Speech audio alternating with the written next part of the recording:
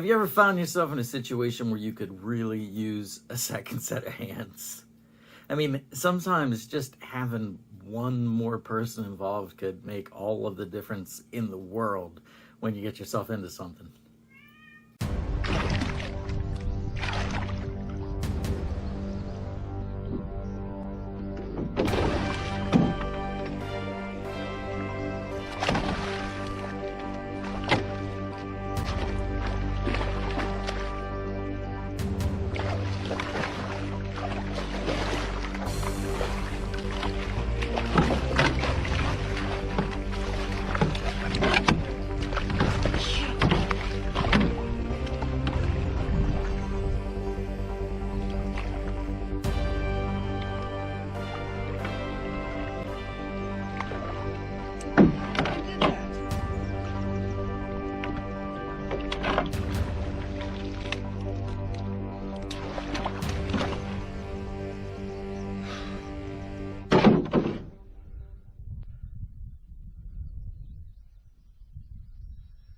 GoPro, stop recording. The look on his face at the end of it, I think we've all been there, haven't we? Yeah. When it started off, he had a fishing reel, fish, and a net. And then the hook popped out of the fish. Then he lost the reel. Then he lost the fish. And then by some miracle, he manages to scoop back up the fish, only to have the net break and the fish fall out. So at the end of the day, he's got no reel, no fish, and no net. Sometimes having just one extra person around can really make all the difference in the world. You know, in today's Bible story, we find ourselves back in the book of Exodus. See, we weren't gone from Exodus for too long. And when we come to today's scripture, we find the Israelites fresh off their escape from the Egyptians. The Egyptians have been drowned in the Red Sea, which closed back over on them in chapter 14. And after the death of their Egyptian oppressors, the Israelites now begin the trek through the desert in order to reach the land that God has promised them. Well, they haven't been traveling for very long before they come under attack. And we now find ourselves in the book of Exodus, chapter 17. We're beginning at verse 8, and it says, "While the people of Israel were still at Rephidim, the warriors of Amalek attacked them." Okay, so who in the world are the warriors of Amalek, and why are they attacking? Well, you might think it was because the Israelites were encroaching on their territory, but the Israelites are actually heading away from the land of the Amalekites. So it's got to be something else that's going on here. Well, do you remember the story of Jacob and Esau? Do you remember how Jacob tricked his father and his brother and stole Esau's birthright? Yeah, that's back in the book of Genesis. And Genesis 27:41 says, "From that time on, Esau hated Jacob because their father had given Jacob the blessing. And Esau began to scheme. I will soon be mourning my father's death. Then I will kill my brother Jacob." Well, he doesn't succeed in that, but he does succeed in having a son named Eliphaz, who then has a son named Amalek. Ah, yes, the Amalekites come from Amalek, and with them come a hatred for the Israelites, which has been handed down to them through the generations. So when the Amalekites hear that the Israelites are traveling near them, they launch a sneak attack to try and fulfill the promise that Esau made towards Jacob all of those years ago. But Israel did not go through the hardships with the Egyptians to die at the hand of their first enemy that they meet out in the desert as a free nation. So Moses tells them how they can be victorious now against this new enemy. Verse 9, Moses commanded Joshua, "Choose some men to go out and fight the army of Amalek for us. Tomorrow I will stand at the top of the hill, holding the staff of God in my hand." What? Have the people go and fight and I'll be standing on a hill holding a stick? Do you know how every family has that one kid? You know what I'm saying? We've all got them. I think you can figure out which kid that is in this picture. But I'm also feeling that if you had a picture of Moses' family, Moses would be that kid because he doesn't seem to be quite right in the head, now does he? I'll go on a hill and I'll hold a stick while you guys fight. Yeah. Hold on a second, though. This isn't just a stick. You're calling it a stick. It's not a stick. It's the staff of God. This thing has been used from the beginning of the Exodus story, and God has done some crazy, amazing miracles for it. I mean, this was the staff that was turned into a snake and ate the other snakes. This is a staff that was dipped in the Nile and turned it into blood. It was the one that was held in the air to part the Red Sea, and then was used to close back over top of them. And that's just a couple of the amazing things that the people have seen done with this staff. Miracles that have been done specifically through this staff. This staff has been continually used by God to show that he and his people will be taken care of if they just choose to follow him. That's what the staff represents, his miraculous powers, if the people stay faithful to him. That is what Moses is taking up to the top of the hill. And it was being taken there to inspire and remind the Israelites that if they defeat the Amalekites, it would be through God's power, not through their own. So the Amalekites attack, and Moses does their thing. Verse 11. As long as Moses held up the staff in his hands, the Israelites had the advantage. For whenever he dropped his hand, the Amalekites gained the advantage. Moses' arms soon became so tired he could no longer hold them up. So when the staff is held high, Israel is winning the battle. But every time Moses' arms get tired and they start to fall down, then Israel starts to lose. And it seems weird that a staff being held in the air could literally change the tide of battle. But this was purposeful. This was God's way of showing them that they needed to learn to trust in his might if they wanted to be victorious. It was not by their own hands that they would be guaranteed victory, but instead through the power of God. Now, I don't know about you, but man, working with my hands over my head, I find that to be completely exhausting. Like, I've only got moments that I can keep those things up there, and then I got to drop them back down. I remember getting tired in school from holding my arm in the air too long when I was trying to get the teacher's attention.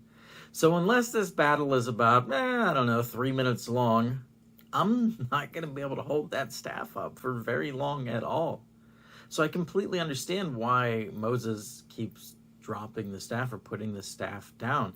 And to be honest with you, there are probably some people within the Israelite community that are happy that this is going on. Because there are some people, some of his own people, who definitely want him to fail. They have been complaining since the very beginning, and there is nothing more that they would like than to see Moses self-destruct. And Moses is beginning to falter on that hill. He just physically can't do it. His arms are tired.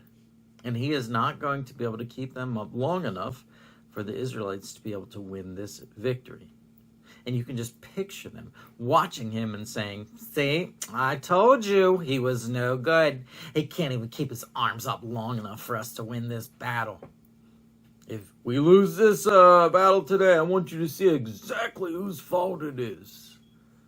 Yeah, they're cheering for him to fail. Have you ever cheered for someone to fail? I remember one time I had to drive a 26-foot Penske truck, moving truck, back from Ohio, where Mom and Dad were living, 6 hours into Pennsylvania, back here. Terry was with me, and we had loaded up the truck and then spent a long time on the road, and we were pretty anxious to get home. So I'm driving Interstate 80. It's about 8:30 at night. Traffic is really thin, and we're driving along, and I come up behind this big rig, and I look behind me in the mirror, and there's nobody back there within sight, so I decide that I'm going to pass. Well, I move over into the passing lane and start to inch slowly forward on him, but this is when I run into a problem. You see, Penske has equipped my truck with a governor, which means no matter how hard I push the pedal down, I can still only go 65 miles an hour.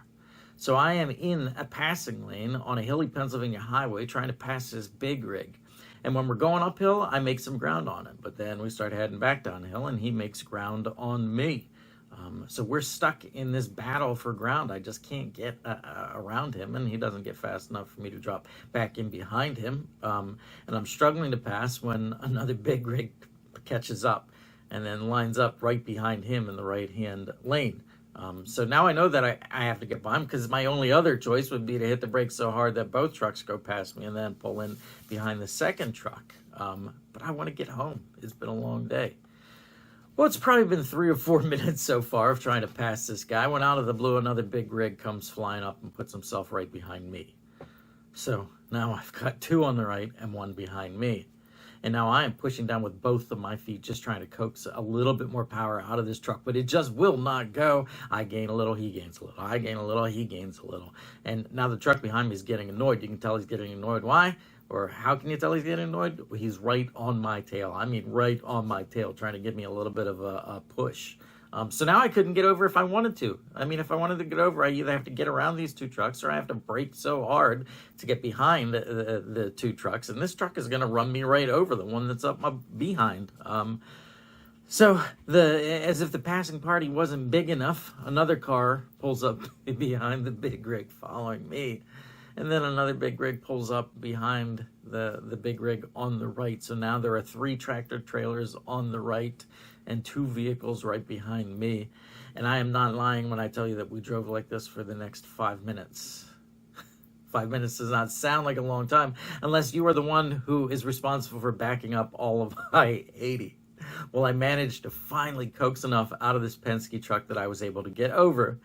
And then I have 3 trucks and 4 cars eventually pass me. And I was trying to look down as much as I could so that I didn't have to make eye contact with any of these people that were coming by me, because I know they were all giving me the look of death driving by, thinking, who in the world is driving that truck? And I look over at Terry and she says, I don't care how slow you have to drive. You are not trying to pass anyone else tonight. It was an evening that many people wished me much harm. I know that these people wanted to see me fail after what I had done to them. And sometimes in life we find people that we cheer against. Who have you cheered against? You know, Caleb played baseball growing up. That wasn't until we hit the traveling league.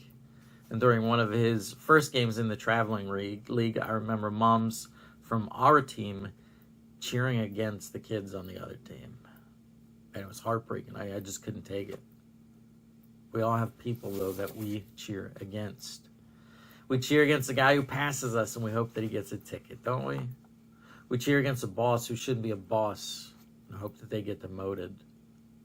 Who hasn't wished that a runaway car might hit the car that took up 4 parking spaces? Who hasn't hoped that the person who beeped at you just happened to have their airbag deploy at that moment in time? And sometimes it's things like that, but sometimes it's things that are much deeper. Who hasn't found joy in knowing that someone made their bed and now they get to lie in it? Who hasn't wished to see an enemy self-destruct? Who hasn't stood by hoping that we would just get to see someone fail? We've been doing this for a long time. Heck, most of the people standing at the foot of the cross were wishing the same thing upon Jesus. Matthew 27:41. In the same way, the chief priests, the teachers of the law, and the elders mocked him. He saved others, they said, but he can't save himself. He's the King of Israel. Let him come down from the cross and we will believe in him. He trusts in God. Let God rescue him now if he wants him. For he said, I am the Son of God. They were so sadistic that they were watching someone slowly die just so they could have the opportunity and enjoyment of seeing someone that they deemed to be a failure. Folks, this is not the life that we were meant to live. We're not supposed to be standing around and hoping that people around us will fail. We're not supposed to be saying, he made that bed, now he can lie in it. Or, oh, I hope she gets what she deserves. Or, I could have told you months ago this was going to happen. We were never meant to be observers who wished ill on others. Instead, we're meant to be active participants who help others rise above and succeed. In our story, Moses would have failed, if there weren't loving people to jump in and support him. He would have failed if he was only surrounded by people that were watching and waiting to see if he would be able to do what God asked of him. But Aaron and Hur, they stand with Moses. And they hold Moses' arms up when he can do it no longer himself. And because of this, the Israelites are victorious. Folks, there's a lesson in this. We, as Christians, are meant to be holding up the arms of those who cannot do it themselves. We are meant to be supporting and cheering on our fellow man. We are not meant to stand by and hope for failure, but instead we're supposed to cheer and help with success. But how can we do this? How can we be expected to want good things for people who don't deserve those things? Quite frankly, most of the time they deserve the exact opposite. I mean, yeah, I guess I can help my friends, but what about my enemies? Matthew 5:43, you've heard that it was said, love your neighbor and hate your enemy. But I tell you, love your enemy and pray for those who persecute you. Okay, I know that Bible verse, but we are not, seriously, literally expected to do it, are we? Luke 23:33. When they came to the place called the Skull, they crucified him there, along with the criminals, one on his right, the other on his left. Jesus prayed, Father, forgive them, for they do not know what they are doing. Was there anyone else in the world who deserved more punishment than those who stood mocking Jesus at the foot of the cross? Yet even in his dying breath, Jesus still tried to lift the arms of all of those around him, even the arms of his murderers. Folks, you can go through life cheering against your fellow man. You can hope and wish bad things upon them. You can get enjoyment out of seeing them get what they have coming. Or you can love your fellow man and do your very best to hold their arms up when they begin to falter. You can't do both. So the question is, which kind of person do you choose to be? One who's watching and waiting for someone to fail? Or one who's doing their best to help someone succeed? Thanks for watching. Thanks for listening. Take care. God bless. Hope to see you soon.